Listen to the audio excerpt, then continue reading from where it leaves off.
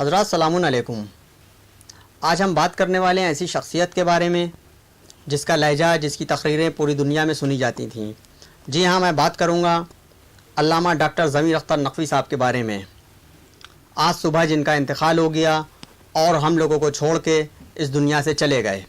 ہمارے ساتھ موجود ہیں علی جناب مولانا سید علی عباس صاحب۔ ان کا ساتھ، ان کی دوستی کافی ٹائم سے علامہ صاحب کے ساتھ رہی۔ چند سوالات ان سے کریں گے اور علامہ ڈاکٹر ضمیر اختر صاحب کے بارے میں ان سے جانیں گے۔ مولانا صاحب، آپ ضمیر اختر صاحب کو کتنے ٹائم سے جانتے ہیں اور ان کے بارے میں کیا جانتے ہیں آپ؟ بھائی میں ان کے بارے میں کیا جانتا ہوں اور کب سے جانتا ہوں، یہ تو ان کی خطابت کا مسئلہ تھا، لیکن جب وہ لکھنؤ آئے ہیں اور یہاں پہ وزیر گنج میں ان کا قیام رہا ہے تو لکھنؤ میں انہوں نے مجالس پڑھی۔ اس وقت ہماری ابتدائی جوانی کا ٹائم تھا، تو مجھے شوق تھا کہ مجلسوں میں شرکت کا، تو میں نے ان کی کافی مجلسیں اٹینڈ کی اور ان سے نئی نئی باتیں یہاں پہ سنی۔ درگاہ میں بھی انہوں نے جا کے مجلس و خطاب کیا، کازمین میں بھی کیا، مختلف جگہوں پر بھی۔ اس وقت وزیر گنج میں جناب منن صاحب کے یہاں قیام کرتے تھے۔ اس کے بعد پھر جناب حیدر نواب جعفری صاحب کا کیا ان کا قیام رہا۔ تو اس طرح سے میں نے ان کی یہاں مجلسوں کو سنا اور ان کی خطابت کو دیکھا اور نئی نئی باتیں ان سے مجھے معلوم ہوئی۔ اس کے بعد پھر وہ کافی عرصے کے لیے ان کا لکھنؤ میں آنا بند ہو گیا تھا، ویزے ان کو نہیں مل رہا تھا، اور حیدرآباد تک وہ آئے۔ حیدرآباد میں آ کر کے انہوں نے بے مثال مجلس خطاب کی، بڑا اچھا مجمع ان کا، بہت اچھی تقریریں تھیں ان کی وہاں پہ، سنی میں نے۔ غالباً مجھے مولانا صاحب یاد ہے کہ آج سے 8-9 سال پہلے وہ لکھنؤ میں آئے تھے اور آپ ہی نے ان کو دعوت دی تھی۔ اس کے بارے میں کچھ بتائیں گے، اس ٹائم کے بارے میں؟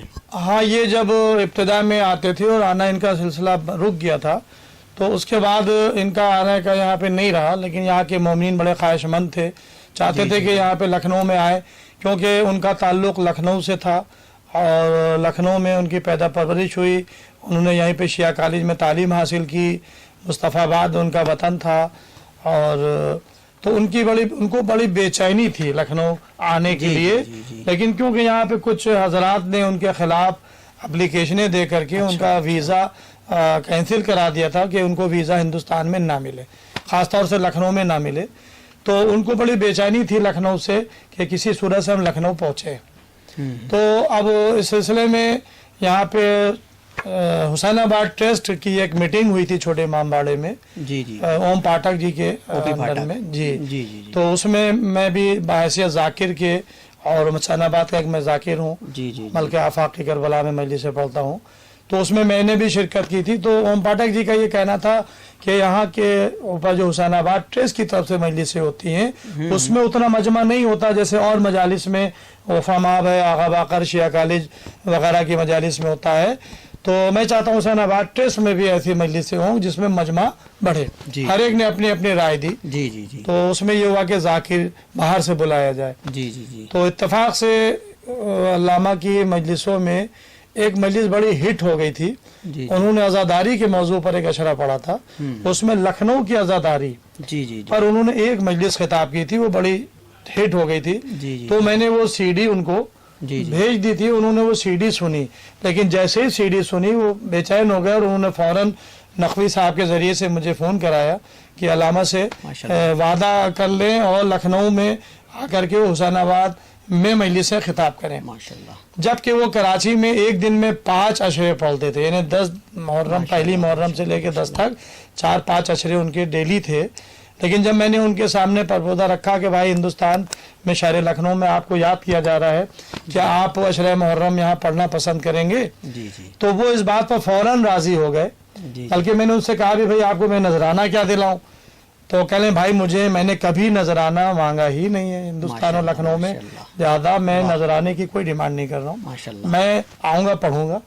لیکن کچھ حاسدین ذاکرین نے، مولوی حضرات نے ان کے خلاف پہلے سے یہاں پہ ادھیکاریوں کو بھر دیا تھا، جس کی وجہ سے ان کو ویزا نہیں ملا، اور حسین آباد ٹیسٹ جو ان کے اوپر 99% بلانے کے لیے آمادہ ہو گیا تھا، اور اس درمیان میں مولانا جناب حیدر نواب جعفری صاحب بیچ میں تھے جو اے ڈی ایم اور ڈی ایم کے درمیان رابطہ کا کام کر رہے تھے، اور بالکل فائنل ہو گیا تھا اور رقعے تک چھپنے والے تھے، لیکن کچھ حاسد مولویوں نے ان کو بھڑکا دیا ڈی ایم صاحب کو، تو ان کو نہیں بلایا گیا پھر اس سال، اور وہ پوسٹپون ہو گیا.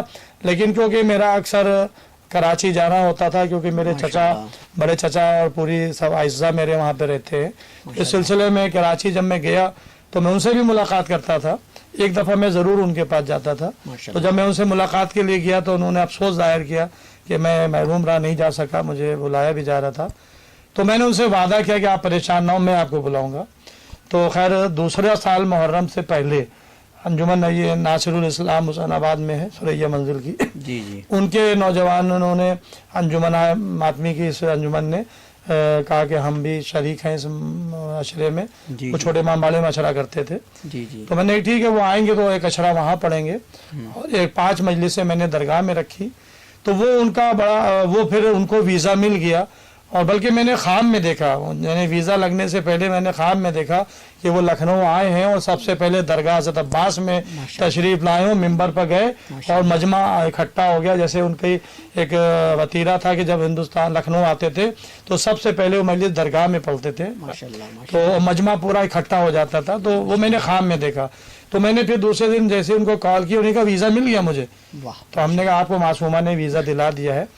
تو میری زندگی میں ایسا مجمع ان کی مجالس میں نہیں ہوا ہوگا. کافی سال کے بعد وہ تشریف لائے تھے.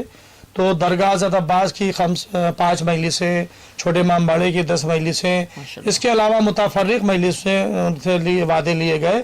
تو میں یہ دیکھتا تھا کہ جب وہ مجلس جہاں ان کو پڑھنا ہوتی تھی وہاں تشریف لاتے تھے تو پورا کھچا کھچ مجمع، چھوٹا امام باڑہ اتنا بڑا ہے، وہ پورا کھچا کھچ بھرا ہوتا تھا. درگاہ پوری کھچا کھچ بھری ہوتی تھی، تل رکھنے کی جگہ نہیں رہتی تھی.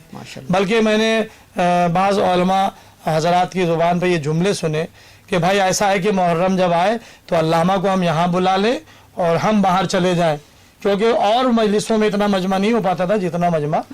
تو اچھا اس کا یہ ہوا کہ جس وقت وہ یہاں سے گئے ہیں اشرا پڑھ کر کے، اور اتفاق سے ہمارے سعید الملت تھا جناب آغا روئی صاحب قبلہ، صاحب ابقات، تو انہوں نے خواہش ظاہر کی کہ وہ میرے کیا ٹھہرے ناصریہ لائبریری کو تو خانے میں. لیکن انہوں نے ویزا ہمارے کے پتے سے لیا تھا تو انہوں نے کہا نہیں میں یہیں پر رہوں گا. تو وہ میں نے مکان لائبریری کے پیچھے ہمارا مکان تھا تو اس میں ان کا میں نے قیام کیا. تو وہ باہر یہاں پہ رہے. اور جب یہاں سے وہ واپس گئے ہیں 15 دن کے بعد تقریباً، اور تو اتنی اچھی رپورٹ ان کی گئی ہے کہ دوسرے سال جب انہوں نے ویزا اپلائی کیا ہے، میں نہیں تھا لکھنؤ میں، زیارت پر گیا ہوا تھا. اور وہ آئے تو انجمن ناصر اسلامی کے وعدے پر آئے، وہیں انہوں نے قیام کیا سریا منزل میں. لیکن ان کو حکومت ہند نے ملٹیپل ویزا دیا کہ جب دل چاہے آپ کا ہندوستان آئے اور جب دل چاہے آپ کا جائیں. تو لہذا وہ پھر آئے، آنے کے بعد انہوں نے عشرہ محرم خطاب کیا، اور اس کے بعد پھر وہ دوبارہ 6 مہینے کے بعد پھر آئے یہاں پہ. اور یہاں پہ جمادی الثانی کے موقع پہ کربلا جان الدولہ میں خمسہ معصومہ صدیقہ طاہرہ کے عنوان تھے، انہوں نے پڑھا. تو بہرحال لیکن وہ تیسری مرتبہ آئے تھے. پھر کچھ حاسدین آگے بڑھے اور انہوں نے ایک فرضی اپلیکیشن، فرضی ادارے کے نام سے، غفرانیہ مشن کے نام سے، جب میں گیا کراچی تو انہوں نے مجھے دکھائی وہ اپلیکیشن. اس اپلیکیشن پر غفرانیہ مشن لکھا ہوا تھا. غفرانیہ مشن کی طرف سے ذاکر اہل بیت کو لکھنؤ آنے کے لیے پابندی لگوانے کے لیے کچھ حاسدین مولویوں نے کوشش کی. اب ظاہر ہے کہ جب اپلیکیشن پہنچ جاتی ہے حکومت کو تو وہ پھر تھوڑا احتیاط برتتی ہے، اور پڑوسی ملک کا مسئلہ تھا تو پھر ان کو ویزا نہیں ملا. لیکن ان کو بڑا افسوس اس بات کا رہا کہ یہ میرے ساتھ زیادتی ہوئی. میں ذکر آل محمد جا کر بیان کرتا تھا، میں علوم پھیلاتا تھا، اور میرا لکھنؤ جو ہم جس سے ان کو دلی لگاؤ تھا وہ ان کا آنا بند ہو گیا تھا. تو اس کے بعد سے پھر وہ یہاں پہ نہیں آ پائے. مولانا صاحب میں جانتا ہوں کہ آپ ایک بہت بڑے ادارے سے وابستہ ہیں، عباس بک ایجنسی سے، اور اس کے آنر ہیں آپ، اور علامہ صاحب بھی اسکالر اور کافی کتابیں انہوں نے لکھی. تو میں یہ جاننا چاہوں گا کہ ناظرین کو آپ بتائیں کہ یہاں سے ان کی کتنی کتابیں آپ نے شائع کی اپنے ادارے سے؟ ہاں بھائی دیکھیے، میں جب سب سے پہلے کراچی گیا تھا سن 86 میں، تو اس وقت ایک اشرا پڑھ رہے تھے وہ معجزہ اور قرآن کے عنوان سے. اور ایک اس وقت ایک مسئلہ یہاں چھڑ گیا تھا، ایک رکعت سے دوسرے رکعت پر مولا کائنات سوار ہوتے تھے تو قرآن کیسے ختم کر لیتے تھے. تو جب میں کراچی گیا تو میں نے ان سے کہا کہ حضور اس ٹاپک پر بھی آپ ایک مجلس پڑھیں. تو میں اس مجلس میں شریک تھا، تو انہوں نے اس کا جواب دیا پوری مجلس میں. تو معجزہ قرآن وہ میں نے سب سے پہلی کتاب ان کی یہاں پر شائع کی، اور بحمداللہ تقریباً 35 کتابیں میں نے اپنے ادارے سے ان کی شائع کی، جس میں عشرہ مجالس بھی ہیں ان کی، اور اس کے بعد ان کی دوسرے ٹاپک پر بھی. اور ان کی کتابوں کی خصوصیت یہ تھی کہ جس پر ذاکر بول نہیں پاتے ہوں زیادہ مواد نہ ہو، لیکن جب وہ قلم اٹھاتے تھے تو وہ 1000 صفحے اور 500 صفحے اور 1500 صفحے کی کتاب وہ لکھ دیتے تھے. شہزادہ علی اصغر ظاہر ہے کہ وہ 6 مہینے کا بچہ جو کربلا کے میدان میں تھا، اور اس کے اوپر انہوں نے قلم اٹھایا، 1000 صفحے کی کتاب انہوں نے لکھ دی. ماشاءاللہ. ذوالجناح جو امام حسین علیہ السلام کی سواری کا گھوڑا تھا، لیکن جب انہوں نے ٹاپک یہ لیا تو 1600 یا 700 صفحے کے اوپر ضخیم کتاب انہوں نے ذوالجناح پر لکھ دی. تلوار کے اوپر انہوں نے لکھنا شروع کیا تو ذوالفقار پر انہوں نے کتاب لکھ دی. اس طرح سے ان کے کرنٹ ٹاپک، اسی طرح سے سیرت کے اوپر انہوں نے جناب ام کلثوم صلوات اللہ علیہا، جناب زینب صلوات اللہ علیہا، جناب علی اکبر علیہ السلام اور جناب ام البنین، اس طرح سے مختلف ٹاپک پہ ان کی کتابیں ہیں، جس کو تقریباً میں نے اپنے ادارے سے 35 کتابیں ان کی شائع کی ہیں. اور ان کی جو یہ سب سے خصوصی بات یہ ہے کہ جب ایک اسکالر، ایک ذاکر، ایک خطیب دنیا سے جاتا ہے تو دوسرے لوگ ان کی لائف اور ان کے ورک کے اوپر کام کرتے ہیں کہ انہوں نے اپنی زندگی میں کیا کیا، انہوں نے ان کی کردار کیا تھا، ان کا کریکٹر کیسا تھا، ان کی سیرت کیا تھی. یعنی یہ سب ان کی مرنے کے بعد انسان کے لکھا جاتا ہے.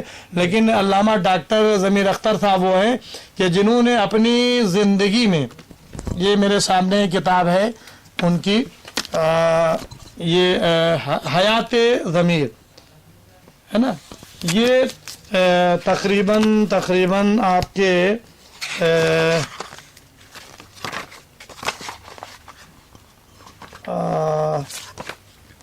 یہ 1230 صفحے، ماشاءاللہ. یعنی اتنی ضخیم کتاب انہوں نے.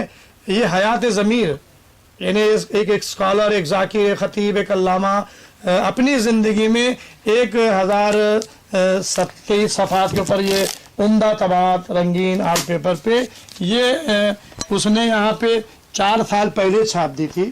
تو اب ظاہر ہے کہ جو کام اب ان کے مرنے کے بعد ہوگا تو یہ بھی سامنے رہے گی جو ان کے خود ان کے سامنے حیات میں چھپی ہے. تو اس طرح سے ان کا اچھا، اب ان کی زندگی کا جو ماحصل تھا وہ اہل بیت سے محبت، بے شک، ادب اور اہل بیت سے محبت. اب ادب میں جو ہے وہ جو ان کا ایک مین ٹاپک تھا، عنوان تھا، وہ تھا میر ببر علی انیس. ان کو مراسی، ان کے بند ان کی زبان پر رٹے ہوئے تھے، اور انہوں نے میر انیس پر کام کیا. حیات میر انیس، خاندان میر انیس، شعراء میر انیس، یعنی اس کے اوپر ان کا کام ہے. انہوں نے بڑا میر انیس کے اوپر کام کیا ہے اور میر انیس کو دنیا میں پہچانوایا ہے. اور ان کو پورے مرثیے زبانی یاد تھے. جب ممبر پہ وہ میر انیس صاحب کا کلام چھیڑ دیتے تھے تو ایک تو ان کو میر انیس ان کا ٹاپک رہا، اور ایک ولایت ان کا ٹاپک رہا. ماشاءاللہ. ہاں، ولایت کے اوپر ان کا پورا اشرا ہے. کہہ رہے تھے کہ یہ میرا جو اشرا ہے یہ سمجھ لیے ابقات الانوار کا خلاصہ ہے. وہ انہوں نے پورا ممبر سے ولایت علی کے اوپر پڑھا، اور ممبر سے وہ ولایت علی کے جو مخالفت ہوتی ہے اس کا وہ دفاع کرتے رہے. آخری مجلس جو یہاں لکھنؤ میں پڑی تھی، جس کے بعد وہ نہیں آئے، تو درگاہ عباسی میں تھی، کاظمی ساؤنڈ والوں کی سال ثواب کی تھی. تو انہوں نے اس میں ولایت کے اوپر پوری مجلس پڑھی، اور سب باقاعدہ حوالے قرآن کی، آیتیں، حدیثیں، تاریخی حوالے یہ سب دیے. تو ان کا ایک ٹاپک ولایت کے اوپر تھا، اور اسی کے اوپر وہ ریسرچ کرتے تھے، بولتے تھے. اور اہل بیت علیہ السلام کے فضائل، مولا کائنات کے فضائل، اہل بیت کے فضائل. معصومہ پر میں نے کتاب ان کی چھاپی ہے، سامان فاطمہ زہرا، 1000 صفحات کی بڑے سائز میں فاطمہ زہرا صلوات اللہ پر انہوں نے کتاب لکھی ہے. تو بہرحال میں یہ سمجھتا ہوں آج وہ ہمارے درمیان سے چلے گئے ہیں. اب میں اگر ملنا چاہوں تو نہیں مل سکتا ہوں. اب ظاہر ہے کہ جب میں جاؤں گا میں بھی دنیا سے، ظاہر ہے کہ سب کل نفس ذائقۃ الموت، ہر ذی کو موت کا ذائقہ چکھنا ہے. تو اب ملاقات جو ہے وہ تو مرنے کے بعد ہی ہوگی. تو لیکن لفظ موت جو ہے وہ اچھا نہیں لگتا ہے ان کے نام کے آگے، اس لیے کہ وہ زندہ ہیں، اپنی کتابوں کے ذریعے سے زندہ ہے، اپنی خطابت کے ذریعے سے زندہ ہے. ابھی آپ یوٹیوب پہ چلے جائیے، آپ علامہ ضمیر اختر کو کلک کریے، ان کی سینکڑوں مجلسیں جو ہے نا وہ آ جائیں گی، ہزاروں مجلسیں آ جائیں گی. تو علامہ میں سمجھتا ہوں آج کے دن یہ 24 محرم 1442 ہجری ہے، آج علامہ دنیا سے گئے ہیں، لیکن دنیا میں اپنا پورا نام و نشان چھوڑ کر گئے ہیں. آنے والی صدیاں ان کو یاد رکھیں گی. علامہ ضمیر اختر گویا اپنی طبی موت سے مرے ہیں، ہارٹ اٹیک ان کو ہو گیا. کل سپہر تک وہ صحیح تھے، مجھے پتہ چلا کہ لوگوں نے ان سے باتیں کی، یہاں پہ لکھنؤ سے بھی کچھ حضرات کے فون گئے، ان سے بات کی، لیکن رات میں ان کی طبیعت خراب ہوئی اور ان کو ہارٹ اٹیک کا دورہ پڑا. لہذا وہ اپنے کلام کے ذریعے سے زندہ ہے، اپنی کتابوں کے ذریعے سے زندہ ہے، اپنی خطابت کے ذریعے سے زندہ ہے، اور وہ انشاءاللہ زندہ رہیں گے. اور آج انہوں نے جو یہ دن پایا کتنا اچھا دن ہے، یعنی اس لحاظ سے کہ آج شب شہادت امام سجاد زین العابدین علیہ السلام ہے، کل 25 محرم ہے. آج ان کی اس وقت میں نے کراچی واٹس ایپ سے میسج بھیجا تو مجھے پتہ چلا کہ آج ان کا انچولی خیر العمل میں ان کی نماز جنازہ ہوگی. مغرب کے بعد نماز جنازہ ہو گئی ہوگی اب، اور ان کا جنازہ وہیں پہ وادی الحسین ہے، شیعوں کا بڑا اچھا قبرستان بہت بڑا بنا ہے، وہاں پہ ان کی تدفین ہوگی.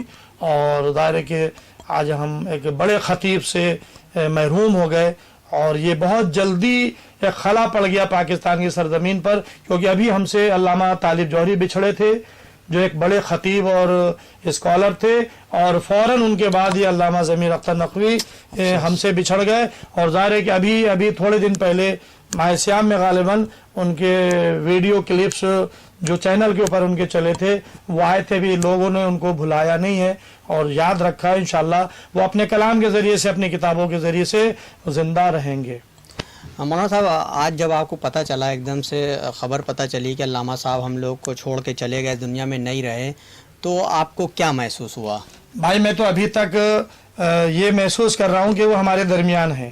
بالکل، یعنی ایک موت کی خبر آئی ہے، لیکن وہ موت ایسی موت ہے جیسے ہمارے کربلا کے شہیدوں نے ایک جملہ کہا تھا. ہمیں دو کردار ملتے ہیں، ایک جناب علی اکبر کا کردار ملتا ہے. پچھلے سال ابھی ان کی کتاب شہزاد علی اکبر پر شائع بھی ہوئی، کافی ضخیم. شہزاد علی اکبر علیہ السلام جب امام صلی اللہ علیہ وسلم کربلا کے سفر میں تھے اور ایک جگہ پہ قیام کیا ہے، اور جب امام نے آنکھ کھولی ہے تو فرمایا انا للہ و انا الیہ راجعون. تو بیٹے نے بڑھ کر باپ سے پوچھا، بابا یہ آپ نے اس وقت یہ جملے کیوں کہے؟ کہا کہ میں اونود کی طاری ہو گئی تھی اور میں نے سنا کوئی کہہ رہا ہے کہ یہ آگے آگے جا رہے ہیں، موت ان کے پیچھے جا رہی ہے. تو جناب علی اکبر نے امام سے کہا کہ بابا یہ بتائیں کیا ہم حق پر نہیں ہیں؟ تو نے کہا بیٹا ہم حق پر ہیں. تو جناب علی اکبر نے کہا جب ہم حق پر ہیں تو پھر موت سے کیا ڈرنا، چاہے موت ہم پر آ پڑے چاہے ہم موت پر جا پڑے. یہ علی اکبر نے کہا، 18 سال کے جوان. اور ایک اور 14 سال کا نوجوان جناب قاسم مجھے کربلا کے میدان میں نظر آتا ہے کہ جس وقت شب عاشور امام حسین شہداء کی فہرست پڑھ کر سنا رہے تھے تو شہزاد قاسم نے اپنے چچا سے پوچھا، چچا جان کیا میرا نام محضر شہادت میں نہیں ہے؟ تو آپ نے کہا کہ نہیں بیٹا، یہ بتاؤ کہ موت تمہارے نزدیک کیسی ہے؟ تو کہا کہ چچا موت میرے نزدیک شہد سے زیادہ شیریں ہے. کہا کہ کل تم بھی شہید کیے جاؤ گے، تمہارا بھائی چھوٹا علی اصغر بھی شہید ہوگا. تو گویا کربلا والوں نے مجھے درس دیا کہ موت ہمارے نزدیک، حق پر مرنے والا کبھی موت سے نہیں ڈرتا ہے، اور کربلا والوں کے نزدیک موت شہد سے زیادہ شیریں ہے. تو اب جو کربلا والوں کا ذکر کرتا ہو، کربلا والوں کا کے اوپر اپنی قلم چلاتا ہو، کتابیں لکھتا ہو، اور اس نے اپنی پوری زندگی آل محمد کے لیے صرف کر دی ہو، تو آج اگر نام لیا جائے کہ وہ مر گئے تو پتہ ہی نہیں چلتا ہے کہ وہ چلے گئے. ایسا لگتا ہے جیسے ہمارے درمیان سے ہٹ گئے ہوں، پردہ حال ہو گیا ہو، ہم ان کو نہیں دیکھ پا رہے ہوں لیکن وہ ہم کو دیکھ رہے ہوں. محسوس ہی نہیں ہو رہا ہے کہ وہ ہم کو چھوڑ کر چلے گئے. 3 2 1 ٹھیک ہے. مولانا صاحب بہت بہت شکریہ، آپ نے ٹائم دیا ہمیں، اور میں یہ چاہوں گا کہ آخر میں آپ کیا کہنا چاہیں گے؟ میں اس سلسلے میں تو میں علامہ ضمیر اختر کے خانوادے سے مخاطب ہوں، اس لیے کہ وہ بہت زیادہ ہم لوگوں سے زیادہ وہ غمزدہ ہیں. ہم ان کے پسماندگان، ان کی بہنیں جو امریکہ میں رہتی ہیں، کراچی میں رہتی ہیں، ان کے دوست احباب، ان کے ساتھ بیٹھنے اٹھنے والے، ان کے اعزاء و قریب، ان سب کو ان کی تعزیت پیش کرتا ہے پورا لکھنؤ کی طرف سے. میں یہ جملہ کہہ رہا ہوں، اہل لکھنؤ سب ان کی تعزیت پیش کرتے ہیں، اور ہم لوگ بھی آپ کے ساتھ برابر غم میں، آپ کے غم میں شریک ہیں. خدا عالم آپ سب کو صبر جمیل عطا فرمائے. شکریہ.